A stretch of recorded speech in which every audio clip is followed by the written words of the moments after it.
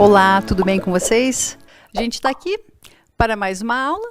Eu sou a professora Ângela e, na verdade, eu vou dar continuidade a uma aula que outra professora deu na semana passada, que foi a professora Janaína. Na semana passada, a professora Janaína falou sobre alguns fatos importantes no mundo no século XX. E em um dos momentos da aula, ela falou "e no Brasil?". E daí ela já indicou que seria dada continuidade em outro momento. Este momento é hoje.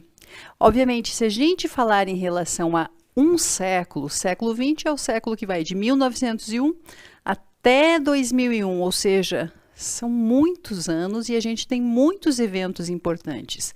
Então, a gente fez uma seleção de alguns eventos para conversar com vocês. Quem sabe alguns dos eventos mais recentes do final do século passado, quem sabe muitos de vocês já tinham nascido, quem sabe se lembrem. Eu vou trazer um pouquinho da história também de dois eventos históricos bem importantes que eu me lembro, que eu era bem jovenzinha, aconteceu e eu jamais vou esquecer. Por quê? Porque foram eventos que marcaram, no caso, o Brasil e também marcaram a minha vida, marcaram a vida de vocês, marcaram a vida do nosso país.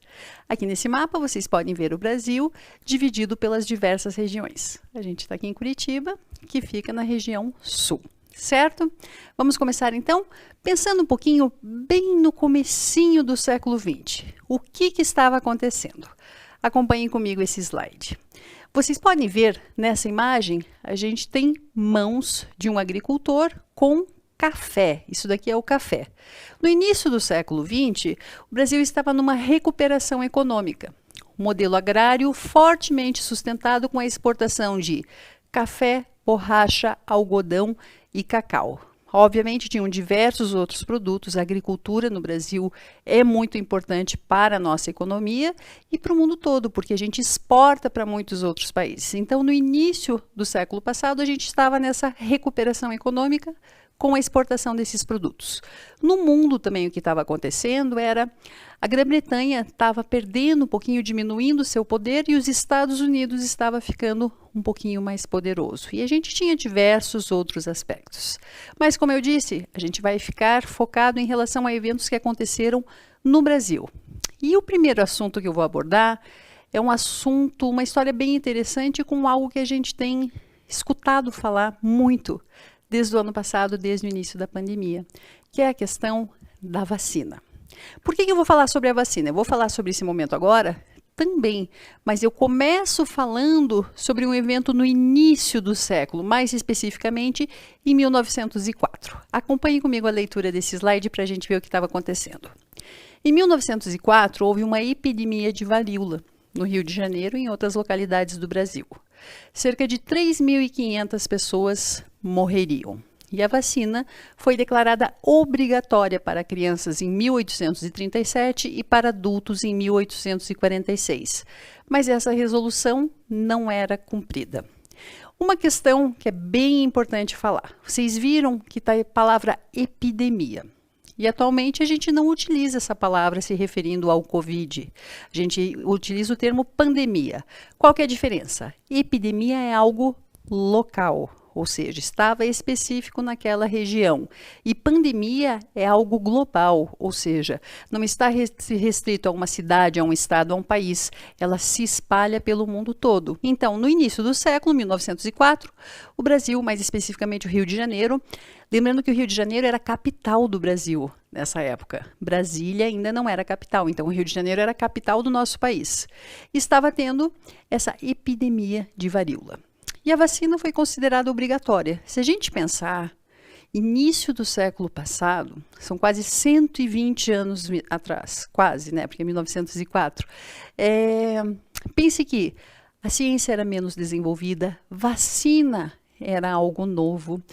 Se a gente pensar em relação à mentalidade das pessoas, imagine pensar em colocar um vírus de um animal, vinha da vaca, essa questão da vacina da varíola, dentro do seu organismo. Então, tinha um medo, um receio muito grande da população em relação à vacina. Era algo novo, não era algo conhecido como nós temos hoje em dia.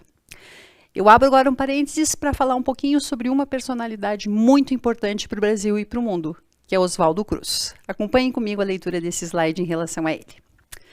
Ele era um médico, bacteriologista, epidemiologista e sanitarista brasileiro.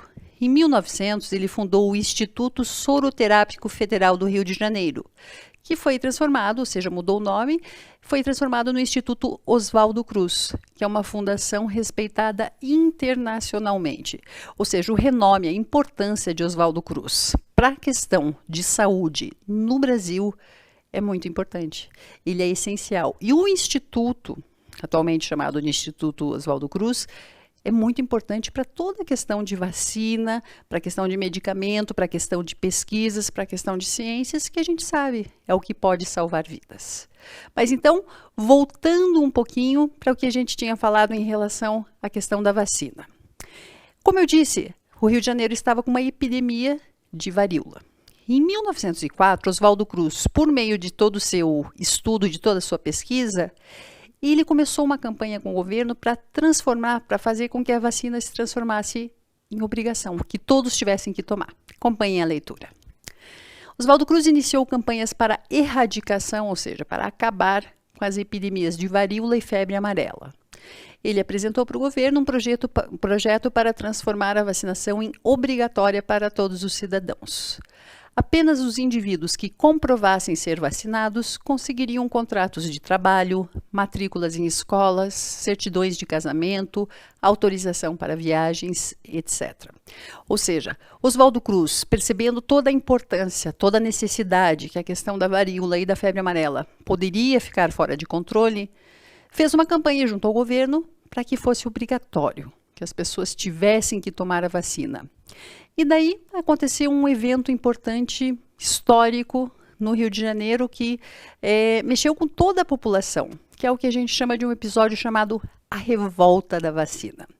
Nessa imagem que vocês estão vendo, tem, por exemplo, o meio de transporte da época era bonde. Aqui tem um bonde virado porque as pessoas, num ato de revolta contra essa determinação, essa obrigatoriedade da vacina, foram até as ruas para reclamar em relação a isso. Acompanhe a leitura desse slide. Então, essa nova lei da obrigatoriedade da vacina foi aprovada. E muitas pessoas não aceitavam ter que tomar uma injeção contra a vontade. Iam para a rua fazer protestos. A revolta não se resumiu a esse movimento popular. Foi um caos na capital federal. Como eu disse, capital federal era o Rio de Janeiro, a capital do Brasil na época. Houve 945 prisões, 461 pessoas deportadas, 110 feridas e 30 mortos em menos de 2 semanas de conflito. O presidente do Brasil, na época, Rodrigues Alves, que ele foi presidente de 1902 a 1906, ele se viu obrigado a desistir da vacinação obrigatória.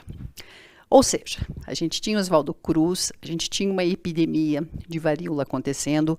Oswaldo Cruz percebeu a importância da vacina, conseguiu convencer o governo para que a vacina fosse obrigatória. Então, muitas pessoas com medo, naquela época a vacina era algo novo, tinham muito menos estudos, se a gente pensar em relação a hoje, mais de um século depois.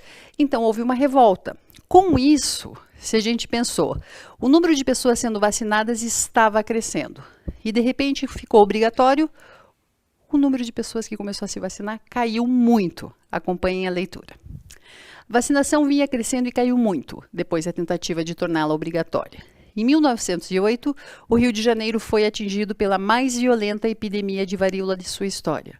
O povo correu para ser vacinado em um episódio avesso à revolta da vacina. Ou seja, retomando, epidemia de varíola, a gente tem um pesquisador bem importante, chamado Oswaldo Cruz, que conseguiu uma vacina para controlar essa epidemia no Rio de Janeiro.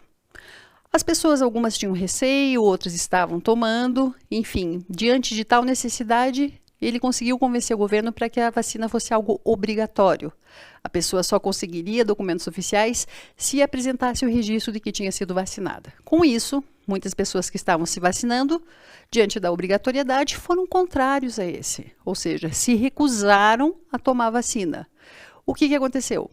A gente estava em 1904. 4 anos depois, em 1908, teve uma crise muito maior, uma epidemia muito maior de varíola no Rio de Janeiro. E Daí as pessoas resolveram, perceberam que a vacina era importante e foram se vacinar, independentemente do movimento que era contra a vacina. Ou seja, foram duas situações bem controversas.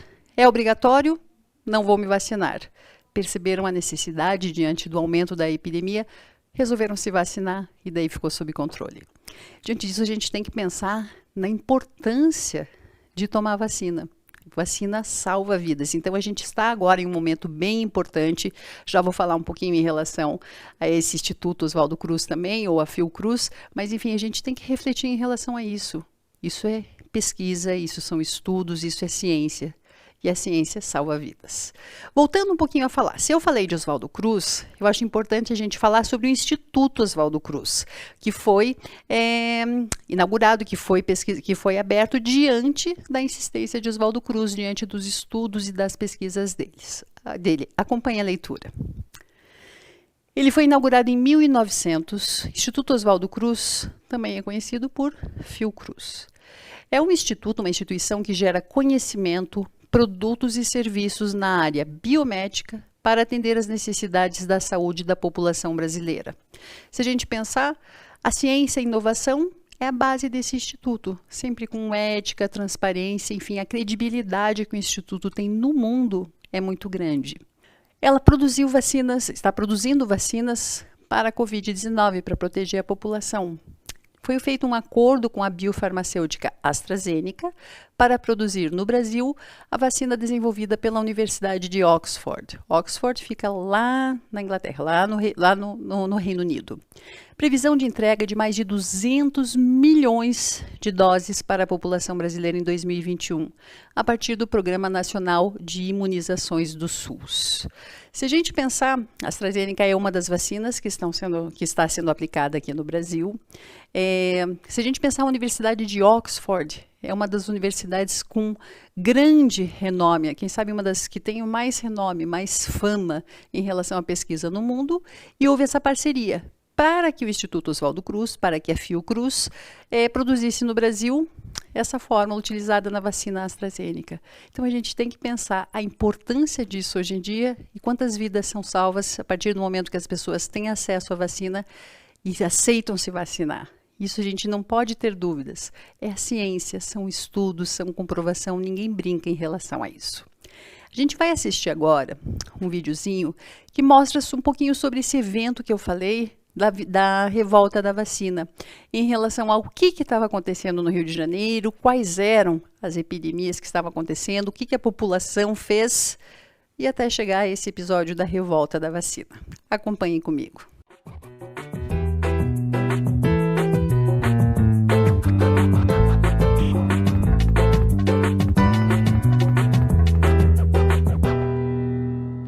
R$300 por um rato, de preferência morto. Foi assim que no início do século XX, o jovem médico Oswaldo Cruz acabou com a epidemia da peste bubônica no Rio de Janeiro. A experiência foi um sucesso, ainda que alguns aproveitadores criassem ratos em seus quintais, só para ganhar alguns trocados. Por essas ruas, vou comprando rato. Mas a sua trajetória não foi fácil. Em 1899, depois de estudar microbiologia em Paris, no Instituto Pasteur, ele volta ao Brasil decidido a combater uma série de doenças que matavam milhares de pessoas todos os anos. A situação é complicada, inclusive na economia. Alguns navios estrangeiros se recusam a parar em nossos portos, depois que a tripulação do cruzador italiano Lombardia foi quase toda dizimada.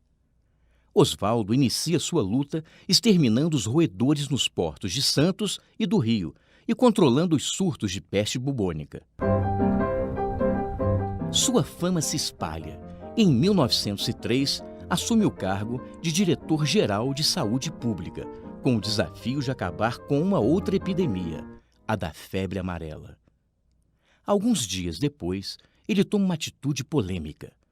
Descontente com os métodos tradicionais de saneamento, ele resolve viajar a Havana, capital de Cuba, para estudar como a cidade havia acabado com o surto da doença.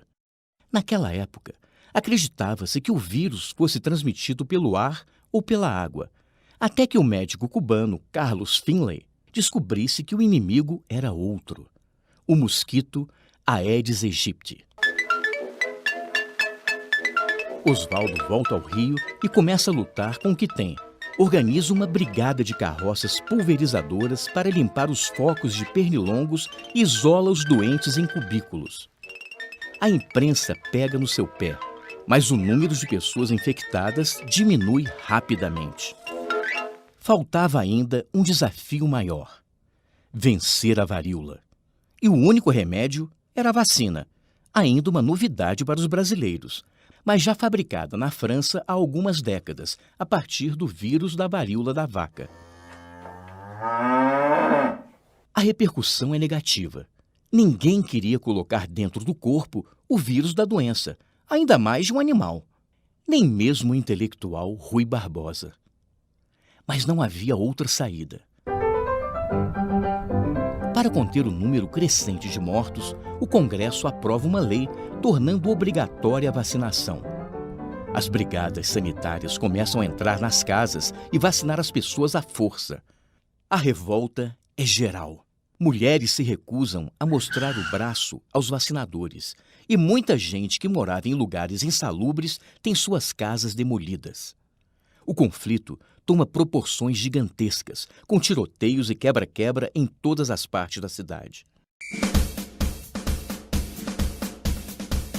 Os cadetes da Escola Militar de Praia Vermelha, descontentes com o rumo que a República havia tomado, aproveitam o caos e tentam derrubar o presidente Rodrigues Alves. O governo reage com mão de ferro, decreta estado de sítio e manda revoltosos, descontentes e, de quebra, alguns desempregados para uma jornada de trabalho forçado no estado do Acre. Diante de uma intensa pressão popular, o presidente revoga a lei da vacina, que deixa de ser obrigatória. Mas quem quisesse trabalhar, estudar ou casar, precisava se vacinar. Com o tempo, o número de contaminados despenca e as pessoas passam a procurar voluntariamente os postos de saúde. Em breve, já não haveria mais nenhum caso de varíola. Em 1907, Oswaldo Cruz recebe, na Alemanha, o prêmio mais importante de higiene e saúde pública da época, competindo com mais de 120 concorrentes do mundo inteiro. A imprensa agora o chama de gênio. E o próprio Rui Barbosa, quem diria, o saúda como herói nacional.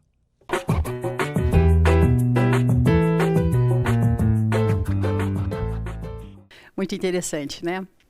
A gente muda bastante o tema agora e a gente começa a falar sobre a Semana de Arte Moderna, que aconteceu em 1922. 1922 era comemorado o centenário da independência do Brasil. O que foi essa Semana de Arte Moderna? Ela foi um movimento cultural que aconteceu em fevereiro de 1922 e foi um marco inicial do movimento modernista no Brasil. A gente pode pensar que estavam ocorrendo mudanças políticas, sociais, econômicas no cenário nacional, no Brasil todo.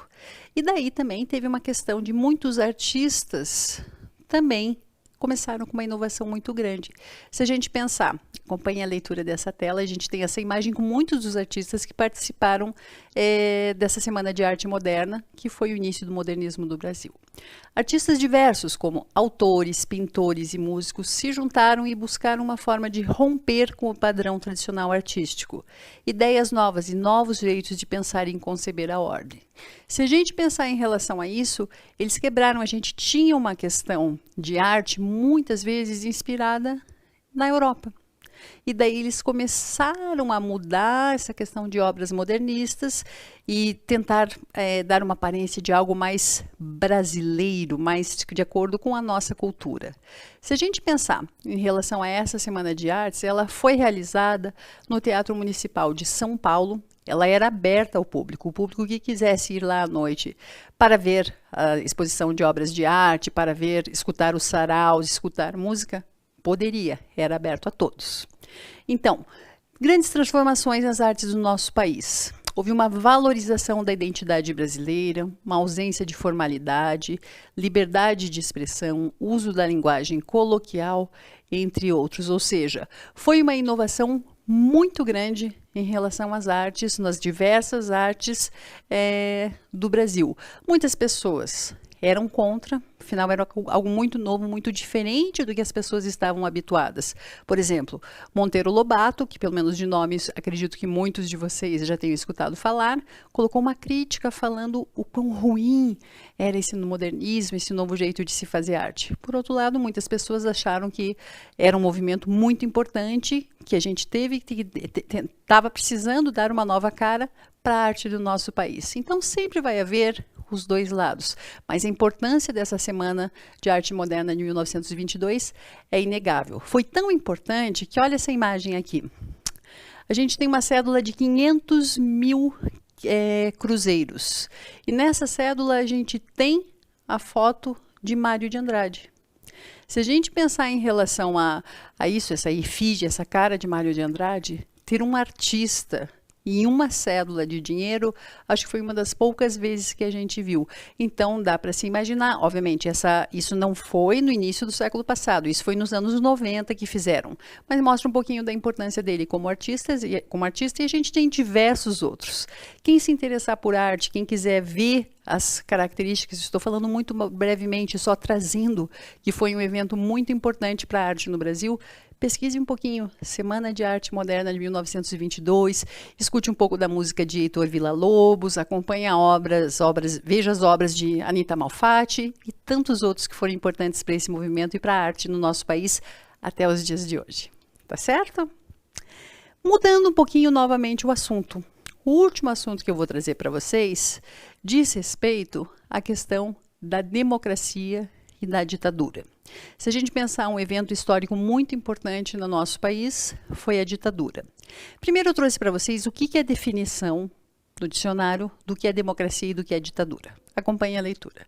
Democracia é o governo em que o poder é exercido pelo povo. É um regime que se baseia na ideia de liberdade e de soberania popular. Regime em que não existem desigualdades ou privilégios de classes. A democracia, em oposição à ditadura, permite que os cidadãos se expressem livremente. A definição de ditadura é um governo que se utiliza da autoridade para suprimir e restringir os direitos individuais, definido pela soberania do poder executivo sobre o legislativo e o judiciário. Ou seja, se a gente pensar em relação a isso, a gente pode associar muito bem democracia com liberdade. Ditadura, o povo perde essa liberdade. Se você quiser, por exemplo, se manifestar em relação a alguma coisa, você não pode. Você não pode ser contra. Então, é uma questão muito delicada. A gente encontra pessoas que são favoráveis, pessoas que são contra, mas a gente tem que pensar em relação a nós. Você é a favor da liberdade? Você é a favor de não ter liberdade? Se a gente pensar em relação a esse período durou 21 anos no nosso país, ou seja, foi de 1964 a 1985. Acompanhe a leitura desse slide. No dia 31 de março de 1964, militares contrários ao governo de João Goulart destituíram, ou seja, tiraram então o presidente e assumiram o poder por meio de um golpe. O governo passou a ser comandado pelas Forças Armadas. A ditadura restringiu o direito do voto, a participação popular e reprimiu com violência todos os movimentos de oposição, ou seja, muitas pessoas apanharam, muitas pessoas foram presas, muitas pessoas sumiram, pessoas que, de certa forma, manifestaram-se contra esse governo, contra esse golpe que aconteceu, onde as Forças Armadas tomaram o poder. E as pessoas habituadas com a sua liberdade, obviamente, queriam lutar por ela. Se a gente continuar lendo em relação a isso, a gente tem diversas etapas nesses 21 anos em que a ditadura militar durou no Brasil. Se a gente pensar em relação a isso, acompanhe a leitura. De 64 a 67, o Marechal Humberto de Alencar Castelo Branco foi o primeiro governo militar. Depois a gente teve o Marechal Arthur da Costa e Silva. Depois, em dezembro de 1968, a gente teve a promulgação do Ato Institucional número 5, AI-5. O que é esse AI-5? Ele representou o fechamento completo do sistema político e a implantação da ditadura. Ou seja, foi a questão mais radical que nós tivemos até agora foi a implantação desse AI-5. Nessa foto a gente tem a posse do Castelo Branco, que foi o primeiro governo militar, ok? Em contrapartida à ditadura, a gente tem a importância dos movimentos estudantis. O que foi isso? Foram reivindicações feitas por estudantes e grande parcela da população na década de 60 e 70 contra a ditadura militar. Eles saíam às ruas, obviamente o risco era muito grande, porque você ser contra o que estava acontecendo poderia custar a sua vida. Acompanhe a leitura sobre esses movimentos estudantis. Foi nas décadas de 1970 uma mobilização social. A ditadura reprimiu violentamente qualquer grupo de movimentos de oposição. Em 1968, houve uma passeata chamada Passeata dos 100 mil. Foi uma manifestação popular contra a ditadura militar brasileira, organizada pelo movimento estudantil da cidade de Rio de Janeiro. Ou seja, esses estudantes organizados tiveram um papel muito importante nessa questão de ser contra a ditadura. A gente teve muitas pessoas que tiveram que sair do país para não ser presos, para não morrer. A gente teve muita tortura, a gente teve diversas questões. E um período de 21 anos relativamente recente. Se a gente pensar, o último presidente da ditadura foi em 1979, acompanha a leitura desse slide. A gente teve o término do mandato de Geisel, e daí assumiu o general João Batista de Oliveira Figueiredo, ou seja, João Figueiredo, que é quem vocês podem ver nessa imagem passeando de carro aberto. Ele foi o último general-presidente que encerrou o período da ditadura militar, que durou 21 anos, mais de 2 décadas.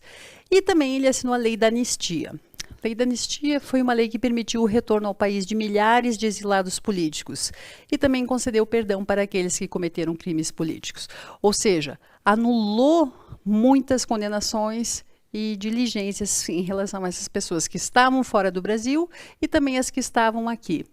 E daí a gente tem que pensar em relação a essa importância da ditadura. Ela marcou a vida de muitas pessoas e mudou a história do nosso país. Depois disso, nós tivemos o movimento Diretas Já, que era para ajudar a eleger um presidente eleito pelo povo.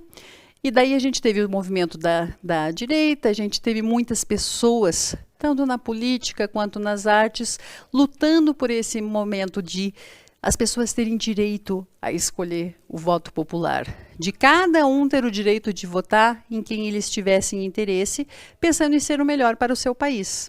Como tudo na história, a gente tem as pessoas que são favoráveis a isso, as pessoas que são contra isso, mas eu acredito, Ângela, opinião pessoal, a gente ter a nossa liberdade e não ter preço. Eu lembro muito bem dessa questão, por exemplo, do período quando acabou esse período militar, de pessoas na minha própria família, algumas comemorando e outras tristes com isso. E eu, obviamente, criança na época, não sabia o que fazer, como ficar. Então a gente tem que pensar, o que é melhor para mim, o que é melhor para minha família, o que é melhor para minha cidade, o que é melhor para o meu país.